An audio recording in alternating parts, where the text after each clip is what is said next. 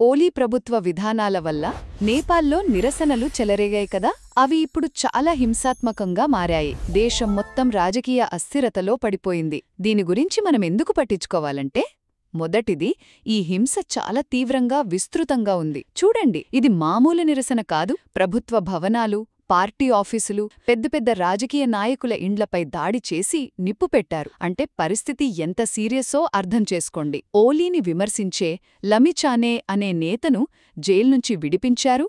కొంతమంది మంత్రులను అవమానించారు. చాలా దారుణంగా ఉంది. రెండవది, నష్టం కూడా బాగా జరిగింది. పాపం ఒక మాజీ ప్రధాని భార్య చనిపోయారు. ఇంకో మాజీ ప్రధానికేమో తీవ్ర గాయాలయ్యాయి. ఇప్పుడు నేపాల్ ఆర్మీ రంగంలోకి దిగింది. కాని వాళ్ళు డైరెక్ట్ పాలిటిక్స్లోకి రాకుండా శాంతి నెలకొల్పి పార్టీల మధ్య మాట్లాడించడానికి ప్రయత్నించొచ్చు అనిపిస్తోంది.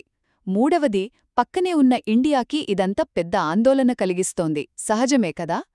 నేపాల్తో ఇండియాకి ఉన్న పాత సంబంధాలు, ప్రస్తుత పరిస్థితి అంతా సున్నితంగా ఉంది. అందుకే ప్రధాని మోడీ కూడా వెంటనే సెక్యూరిటీ కమిటీతో మీటింగ్ పెట్టారు. మొత్తానికి నేపాలిప్పుడు తీవ్రమైన హింస, రాజకీయ సంక్షోభంలో చిక్కుకుంది. దీని ప్రభావం చుట్టుపక్కల కూడా పడచ్చు.